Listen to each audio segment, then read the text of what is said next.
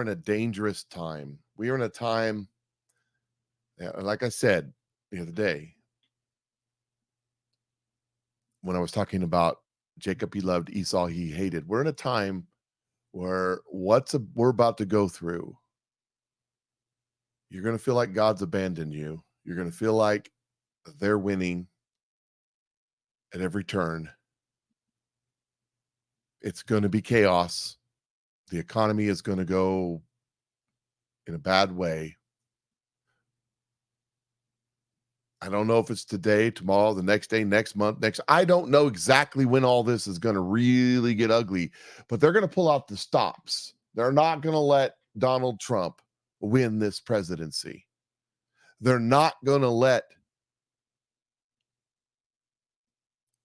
it happen. They're not going to let their power go away. They're not going to let what's coming happen if they can, but they can't. So they will burn it to the ground in every city, street, nation, everywhere.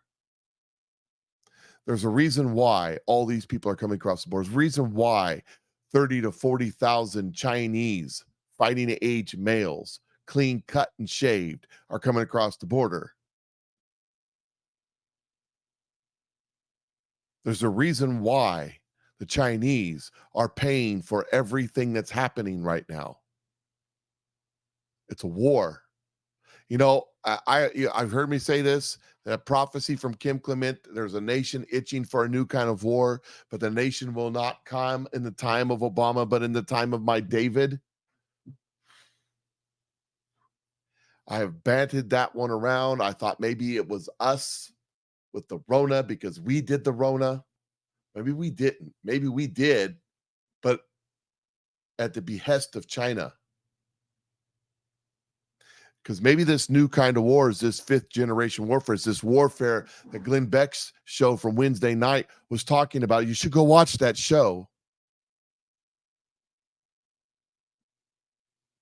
How they're funding and paying for everything. How they're sending those people over here. How they plan to conquer America without firing a shot. We will surrender to them without firing a shot. That's their plan.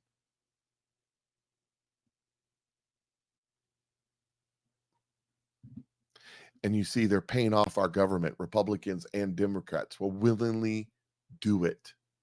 They're promised a peace. They're promised to be at the table in power when the time comes.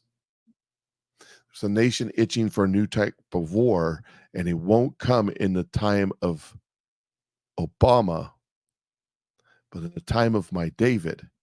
Well, the first term of Donald Trump was not his time. Not in the time of David. That's the next term. I don't know. I have a feeling that it's not going to be a fun next few months. Batten down the hatches and get prepared is all I got to say about that. Because, I mean, these people got nothing. They got nothing. There's nothing they can do to save the economy. They got nothing. The only thing they know how to do is spend more money. And that's the exact opposite thing we need to do. Because the thing that we need to do is we need to cut this government down to the constitutional size, originalist ideas, where the government doesn't have all these powers because they don't have all this money. That was our founding fathers' starting principle, that if the government is so small it doesn't have the power to do these things, let the states be big and the federal government be small. But the federal government's now all encompassing. They do everything. They control everything, from your schools to your roads to your gas prices, what's sold in your grocery store, to even what you say at your church. Listen to me. Last night I was in a meeting. I'm on a board. We're talking about stuff. And one of the ladies in the meeting, they have a church, and they had to redo their insurance. went from $8,000 a year to $21,000 a year. And why did it go up that high? Liability, because all of these insurance companies are concerned that you might say something that might offend somebody at your church and they might sue you. So they're raising your interest or your insurance up so high that you can't have a church anymore.